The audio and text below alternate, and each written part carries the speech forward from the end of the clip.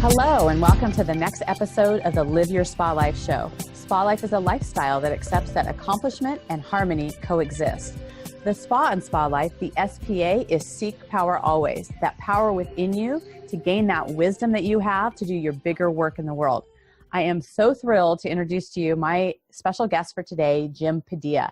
He is the founder of Gain the Edge, and he is known in the personal development business as the go-to guy in sales. Jim, welcome to the show. Welcome to the show. Sorry, I just running in host mode. Thanks for having me. Absolutely. You know, it's funny as you have the host of your own show, and it's so funny when you're on the other side of the screen to just go into that role. So we can just jump into that. So SalesUnscripted Podcast, what led to that? It was actually twofold. One, I'm the guy that it's really hard to put me in a box. I'm great on my feet. I'm great with people. And obviously I understand that systems and processes have to make everything go. But the moment you start telling me what I have to say, it takes me out of being myself and takes me out of being reading the situation to then bring to it what I know it needs. Right. And so we do so much sales around here in our business. And there's nothing wrong with scripts. I just say that they're not required. And there's a lot of people who believe you shouldn't be selling without one. And we have tremendous amount of success working with everybody else's scripts and just bringing our own flavor to them. And so, most of our clients that we sell for actually sell sales training, and many of them have their own scripts. And we've seen many of them work, many of them not work. It's like there's so many different consistencies and inconsistencies between them. The one thing that makes it always work is what you bring to it. So we really focus on what you're bringing to it. So we try to keep out of the scripting environment.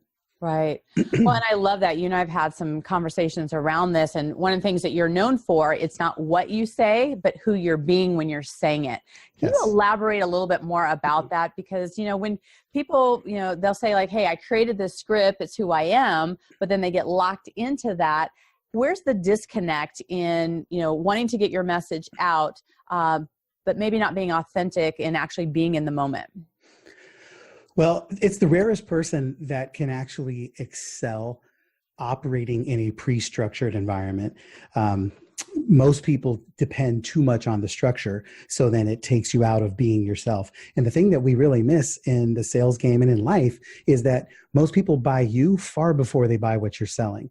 And if you're too busy running through the script or the system, your 12-step process, then you're going to forget to actually be yourself. And their product isn't as interesting unless it's connected to the awesomeness of you, right? And even if you're not selling your own thing, you might be selling a product for a company you work for or for somebody else, like in our case, doing third-party sales. Before they buy that thing, they're still buying you. You have to be in a real human connection, personal engagement with somebody so that you can then read the situation. And, one of the biggest problems with scripts from my perspective is that they tell you what to say and they try to tell you what to think, and it takes away your ability to think. And the script can't tell you what to think, and it can't tell you who to be. Right.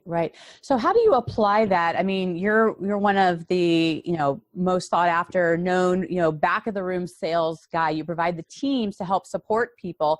And let's say, people are buying the program of the person who's, selling from the stage, if you will, selling their thing. How is it that they are buying them? You're being authentically you, and you bridge the gap, if you will, of who they're buying from. Yeah, that's actually our secret sauce. So when we work with our clients, we talk about the number one core deliverable is that we provide a branded, seamless experience. Number two deliverable is that we'll get them to buy your product, usually as a result of providing a branded, seamless experience. But we don't ever want to compromise the sale by trying to push them into a box, trying to push them to do something they want. So our number one objective is to deliver to them the experience that they need. And if everything works the way it's supposed to, hopefully they want to buy. But the beauty is we want them to be able to be around long enough that if they don't buy today, they still want to be here to buy tomorrow. right? So So, really yeah, focus on so how leading to with, speak your voice in your language and the client's language. We want to be able to say the things that matter to you. We want to speak to who you are and why you do what you do. We're not interested in opening up a binder and just selling your product. When we're talking to somebody, we don't just say, yeah, that's a great reason to buy this product. If we were working with you, we'd say, that's why Diane created this, because Diane cares about what you're doing. And the mission she's trying to accomplish is served by you being able to solve this. We're speaking to who you are, who they are, what they're doing, not about what this product does. Right, right. So really stepping into the relationship, right? Building that relationship with them, because, it may not be the right timing for everything, we offer is not, the right timing. It's not the right person. It may be, there's a lot of different circumstances. And so when you allow yourself to be present to the moment, then, I think people start appreciating that. I mean, I think the time of going into a situation where everybody is treated the same, I don't think that really works because you don't feel heard. No, not in today's economy. All those, if you're working from a script, most people can feel it, they can sense it, they can smell it. And again, I'm not saying scripts are bad. Just saying, here's the biggest problem with a script. Most people created their script for them.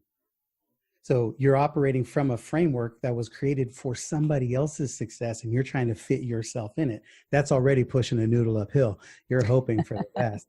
You really want to set this thing up so that you want to have an environment that's going to structure your personal beingness showing up at its best, right? And for everybody, it's going to be different. Yeah, absolutely. So, one of the things that we, talk about is how you design your life versus living by default and really being conscious about what you're doing. And I know that you do things a little bit, not even a little bit, a lot out of the box, right? You see things from a different perspective. What are some of those things that you're doing specifically to design your life? Because I know you've talked about putting yourself in a position that demands you produce. Can you elaborate on that? Yeah.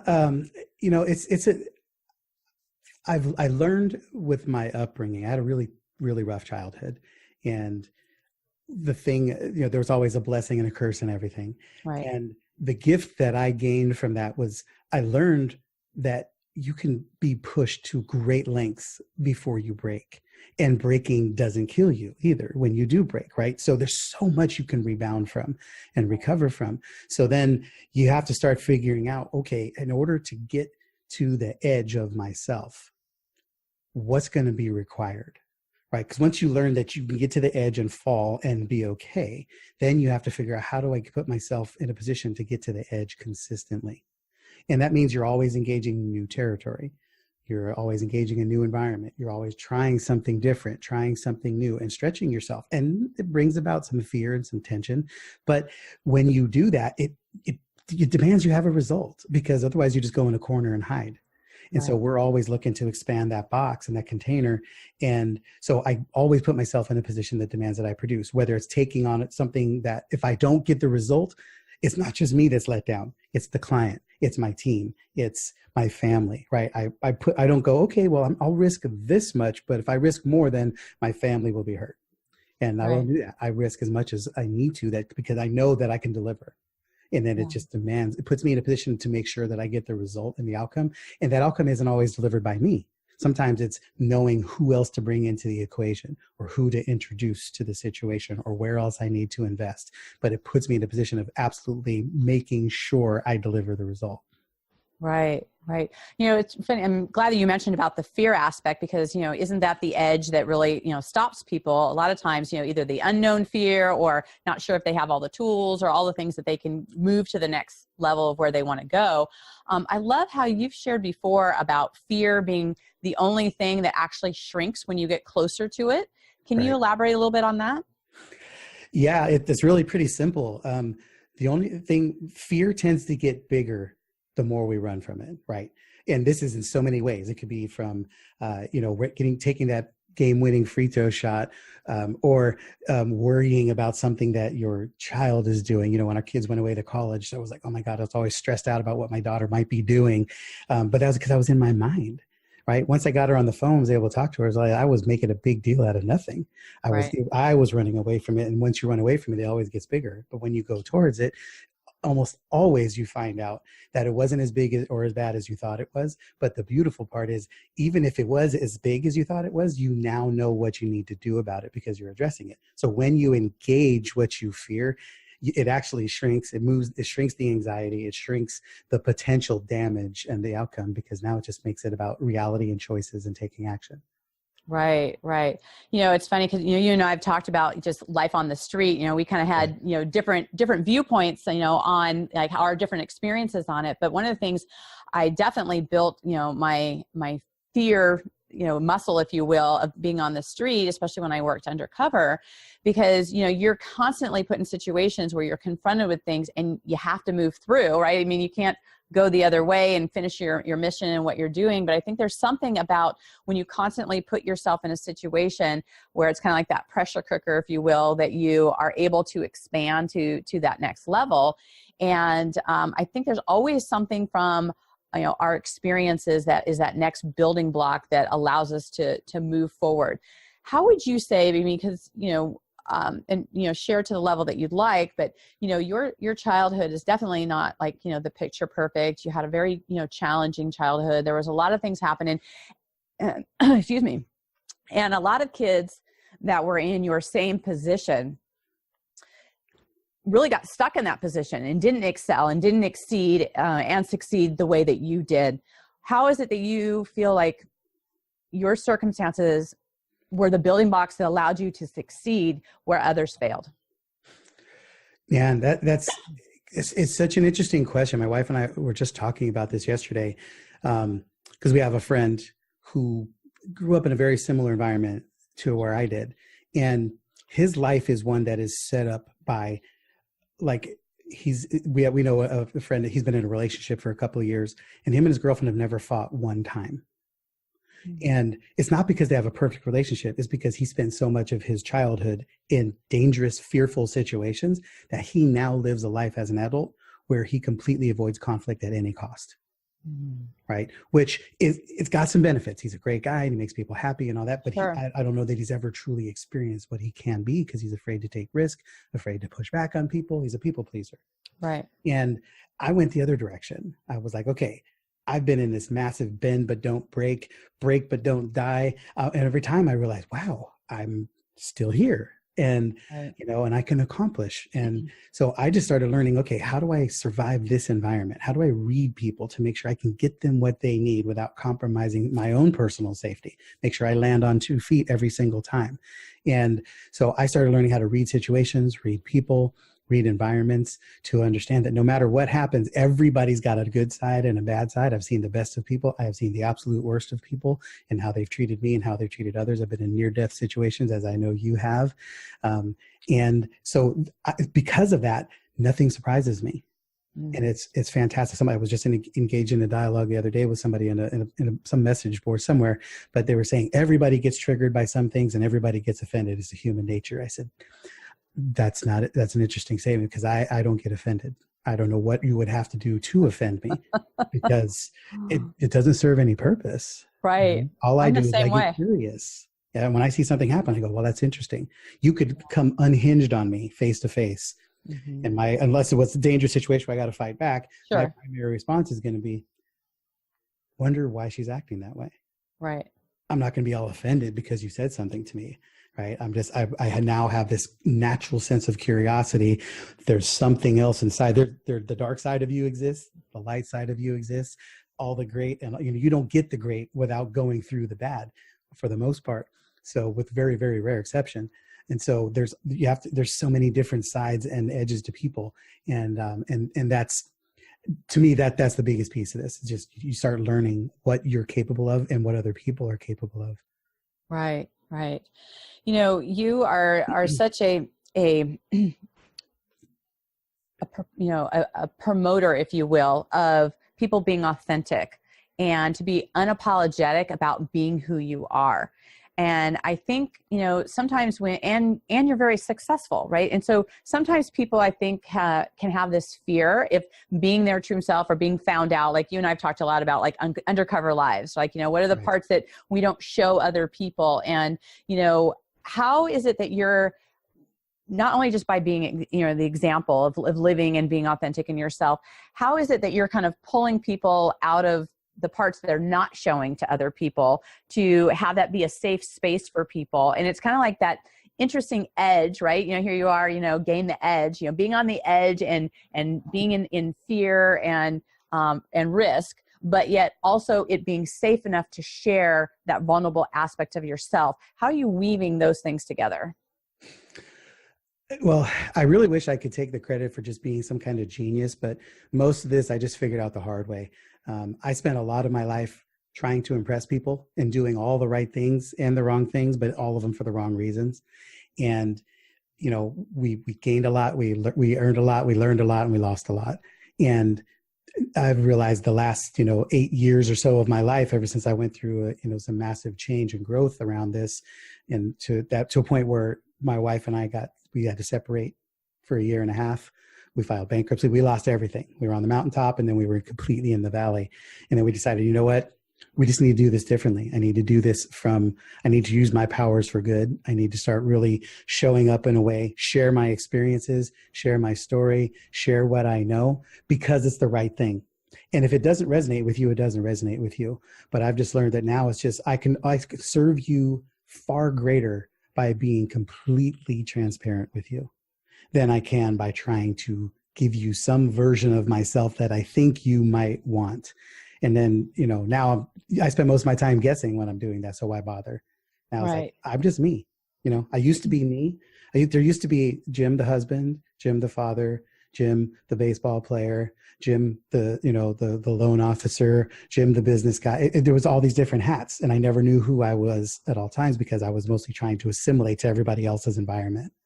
And now it's really cool because the guy I am right now, that's it. I'm Jim. There's only one Jim now. And I'm Jim at work. I'm Jim with my clients. I'm Jim when I'm on stage. I'm Jim on the podcast. I'm Jim with my wife. I'm the same guy. So either you love me or you don't. I'm good with it either way. But I don't have to worry about who was I supposed to be here? Who am I supposed to be for this person? And people resonate with it. Even the one thing that's awesome is when you come from this place of absolute certainty, clarity, and knowing, people may not like what you have to say. They might not even agree with what you have to say, but they have no question that you believe what you're saying, right? So now you're starting from this place of truth, and they can go wherever they want with it from there, but they don't have to guess what you're trying to say. Right. And, and people, they're savvy, they know what you're not saying, right? There's a feeling, there's something that happens like, that's not out there. And, to be able just to kind of clear the slate and have that be out of there is refreshing, right? To not have, that wondering that happens there. And, it's funny because, you and I did have some conversations around this where, I did a lot of undercover work. And so, when you get used to not being seen and behind, and then to step forward, like, where it didn't feel safe to be seen or to be vulnerable or to be able to say those kind of things. It's kind of an interesting part for myself just to, step out and to say, hey, these are all the different aspects. I don't have it all figured out. These are the parts I do get. These are the things I can share from my experience and really come from that place.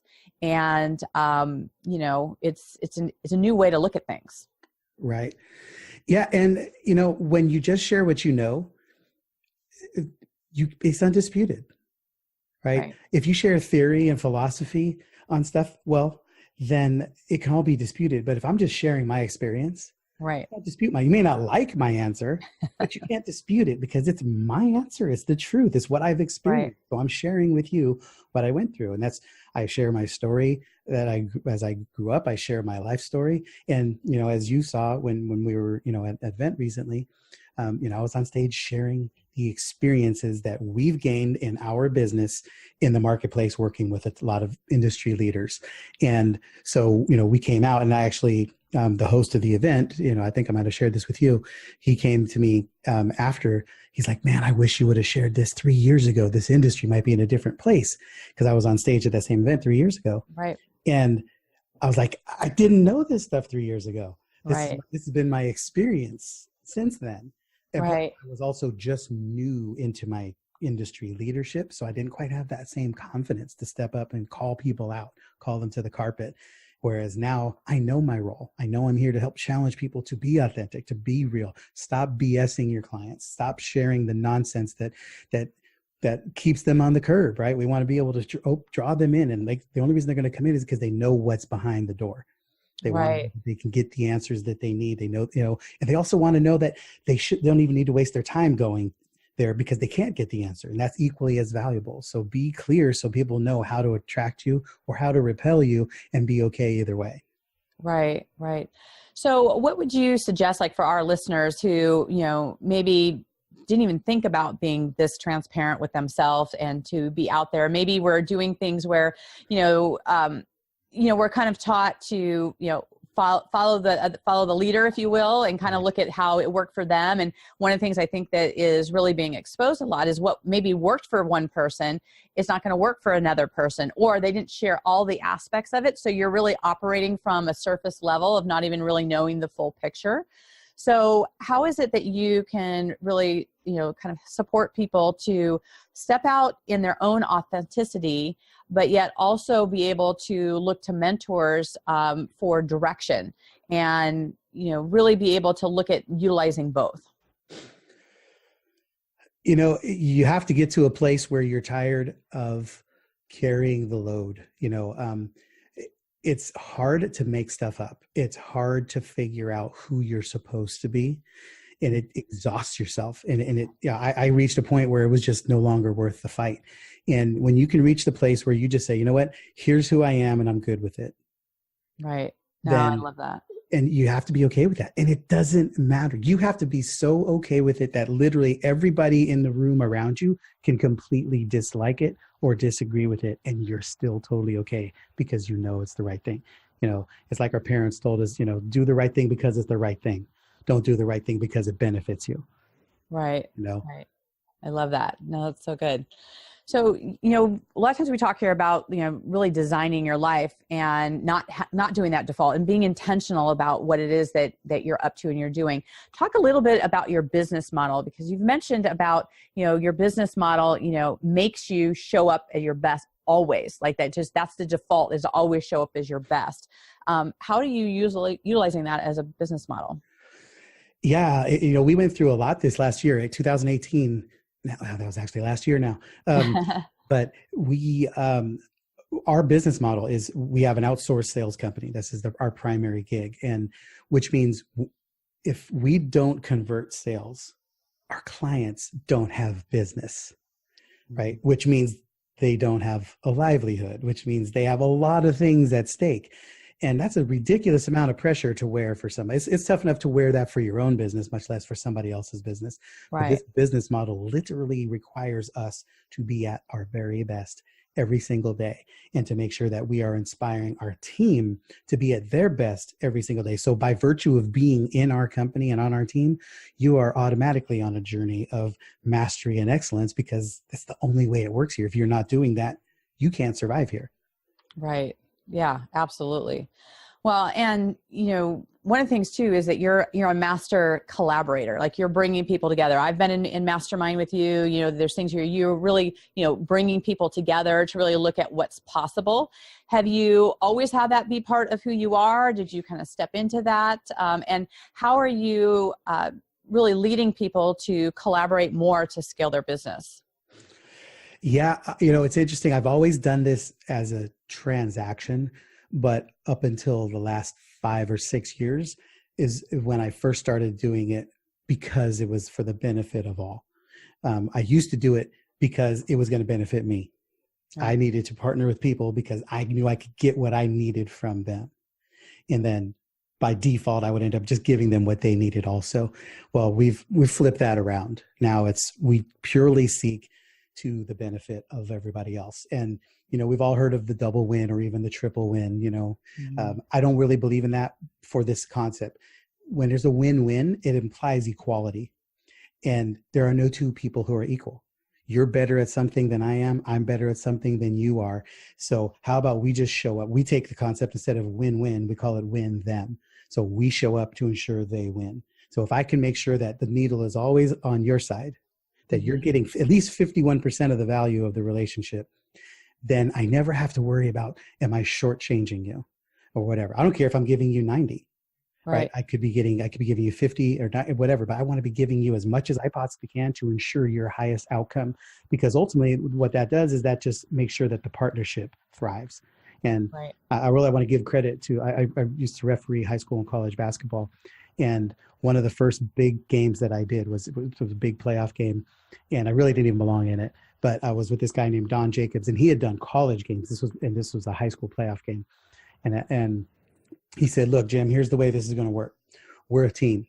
We're a partner. No matter what happens, you and I need to always look good. And we need to always own our place on the court. He said, so I need to know every place you're weak so that I could fill in the gaps. Because even if I got to do 90% of the work, our job is to make sure the crew always looks good. And I can look great even if I'm doing 90% of the work, if I know you're doing your 10 as best as you can do it. And that wasn't the case, but I love that example. That was, 18 years ago. Yeah. But that's how partnership is. He wasn't like, okay, you do your half and I'll do mine, even though I can do mine in my sleep and I'm better than you. Right. That's what win-win is. Win-them is like, he's like, I'm here to make sure you win, man. Well, and that makes it so much easier, right? Because if we're focusing on our parts, those are the parts that we thrive in and we excel and do really great at anyway. Those are like the easier things. And it just makes the relationship so much easier. Right. Yeah. If you just, just know where you end and be honest about it. Say, here's what I'm capable of and here's what I'm working on. Right. And then the other person can say, hey, awesome. I like that. Then let's not do that part for right now. Let's just focus on this and let's crush it. Right. I love that you make that distinction, because I think sometimes, as an entrepreneur, we feel like we have to be all things to all people, or we want to be able to support them. And, it's like, you can't possibly do that. Right. And then that's where the inauthenticity comes in, because, you're going to either fail at it, or you're going to, not show all your cards, or there's going to be certain aspects of it. So to really, stand into the part that you really thrive in is really going to make the big difference, and to be able to let that other part go. So are you finding that? Are you feeling that people are starting to make the shift into that more? Like what would you say the temperature is in that? Really, it's really a lot of self-evaluation, I guess. We're going through a place right now, like 2019 for us, we're breaking every part of our company and our business into separate divisions, and then ultimately looking at them as separate companies. And so that way we can say, okay, if we do this part really, really well, that's great. But if we do this part just okay, since we're looking at it as a separate business, why not just hire somebody else to do that? Or buy another damn business that does it because they're already doing it better, right? So, because I don't need to be all things to everybody. I just need to make sure my clients get what they need. Right. And that my team gets what they need and by support. But the problem is when we start looking at everything we deliver as one deliverable, then you have a challenge. We're breaking it down as minute as possible so that we can figure out every single task and every function. And that skill set was applied to your life as well. You can say, okay, I'm great at the fitness category. I'm great at the faith category, not so great at the finance category. My relationships with my kids are broken, this and this. So don't just look at, hey, I have a happy life, or I have a good life. Say, okay, here's all the different divisions of my life. And what do I need to do to master them? Do I need to hire somebody to help me fix this? Do I need to outsource this to somebody else until I can get to a place? Do I need to take a class? Do I need to read a book? Do I need to look in the mirror and get real with myself? But if you look at everything, and then you can misguide yourself. You can make it feel like, I'm doing okay, because the parts that are visible might seem okay. The parts that aren't visible are the parts that are hard, like your relationships and your finances, sometimes maybe your spirituality, because that stuff other people don't see that. You can fool everybody. So if you break them all down into separate divisions of your life, then figure out what are the ones that you have mastery in and what are the ones you need to gain mastery, and then get your butt to work. Right. Oh, I love that, because, one of the things is like looking at the totality that's one view, but when you break down into all the different aspects of it, I know one of the works of like Thomas Leonard was through Coachville. He started a long time ago looking at like the 9 environments of you and what each of those things were and what were the reflection of that. In fact, that's one of the segues I actually met when I left the police department. Was I created my academy, Clutter to Calm, which was looking at environments, like how are things having impact on people and how you could look at that. And I at first was looking at, okay, what are all 9 of the environments? But that wasn't necessarily my sweet spot to look at all of those, right? I'm not like an expert in certain things, but through my experience in each of those, I could really, direct people in different ways that would be in alignment with me versus other things that were not. Which reminds me, one of the things I always like to ask my guests, because I think that your environment has an impact on you. You're going to feel differently in your bedroom versus your kitchen versus your office. What's your favorite room in your home and why? It's interesting because we have structured our environment so that certain things happen in certain places. Like in my office, I literally only work. I don't come and hang out here. Right. And conversely, I don't work once I've crossed that door. Yeah. When I walk out that door, I'm husband, I'm dad, I'm engaged. But once I cross the threshold of this door, now my brain goes to work. Right. And then I have a chair right over here. That is my little recliner chair. And it's right now it's facing the board. And I'll always have a question up there, something that we're working on. Mm-hmm. And the only thing I only do 2 things in that chair. One is I read my Bible and 2 is I think. I don't sit there and do work. I don't sit there and I only put myself in those spaces.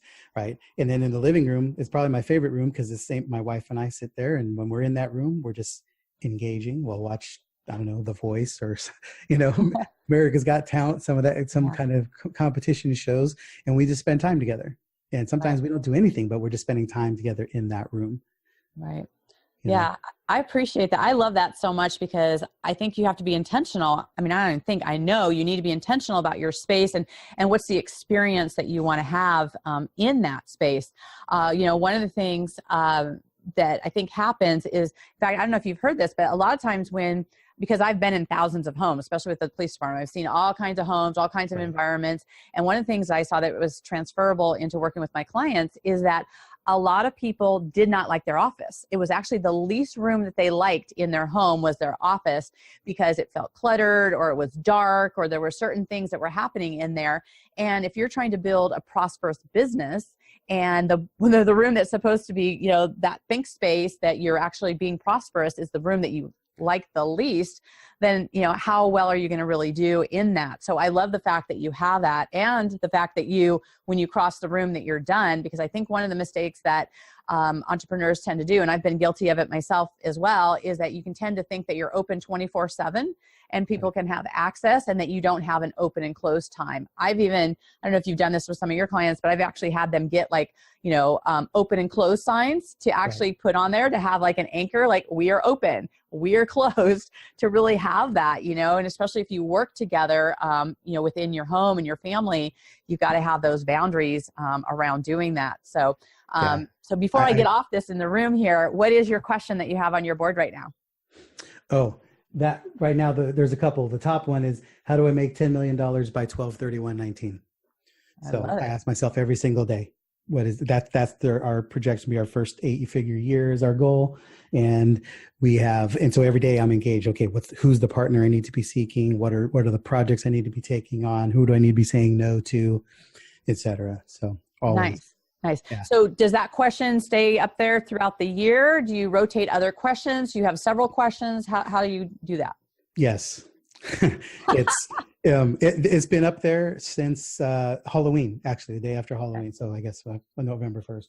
Nice. But because we started talking about that, we were making some shifts in last year that we knew were going to be leading to this for next year. So I'm engaged in that, not from a monetary perspective, because most of this, just like we talked about, it's not about what you're saying, it's who you're being. Right. My question is, who do I need to be? Who are the partners I need to take on? Who are the people on my team? And in order for that to happen, am I the person right now that is ready to lead that, to stall that, to stare at am I attracting the right people? Are the people that I'm working with today going to be the people who help us get to that level? Right. So it's always the engaged question. And at some point that'll break down into something else. Right now, that's the question. Okay. Nice. So. All right. Well, I want to keep that between you and I. When that question changes, I want you to send me a text. Oh yeah. Okay.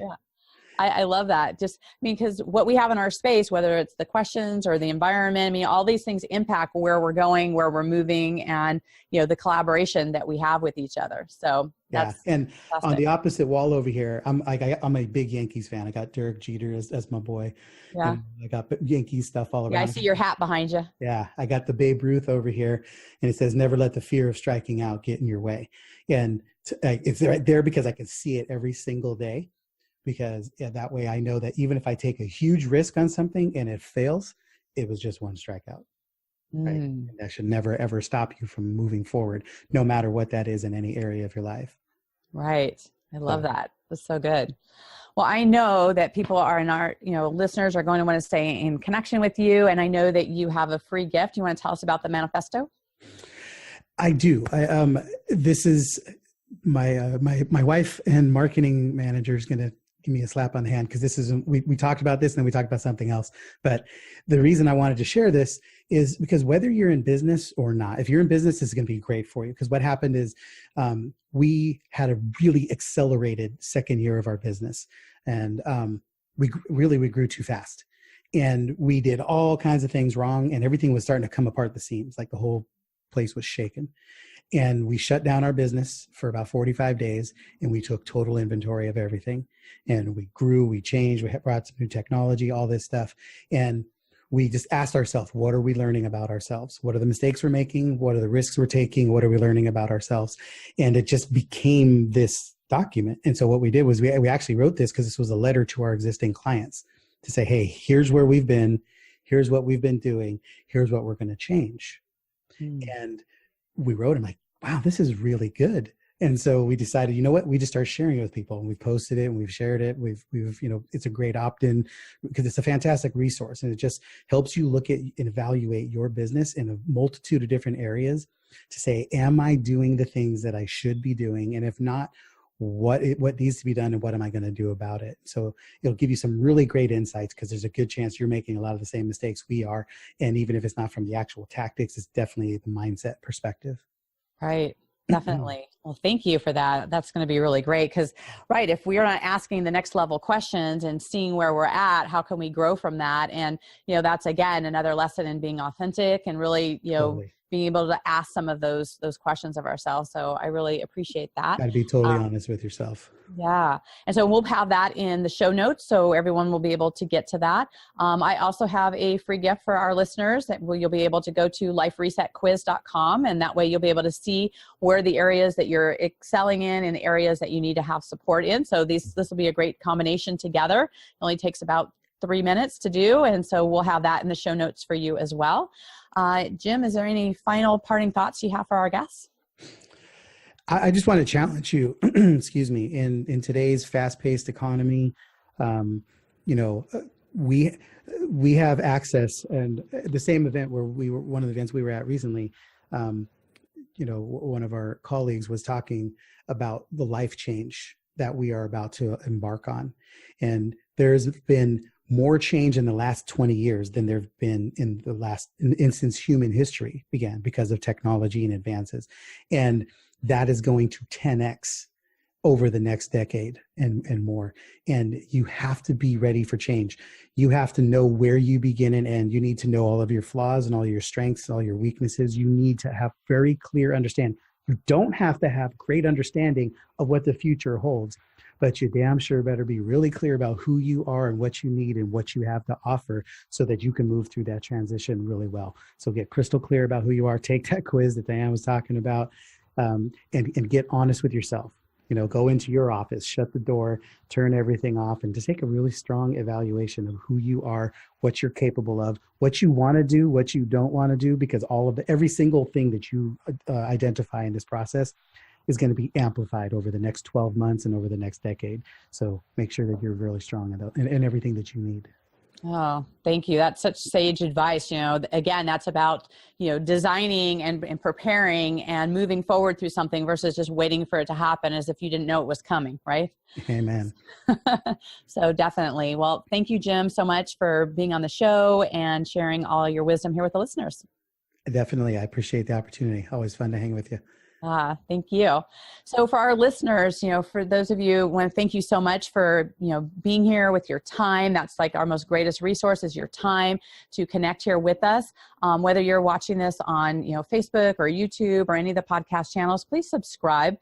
Building community and getting the word out, these kind of conversations, especially for entrepreneurs who maybe, in a room by themselves with their computer, they don't really connect with other people. And this is the way we can get this message out and start some of these conversations, to have people start asking these questions so they can be truly who they are and to connect.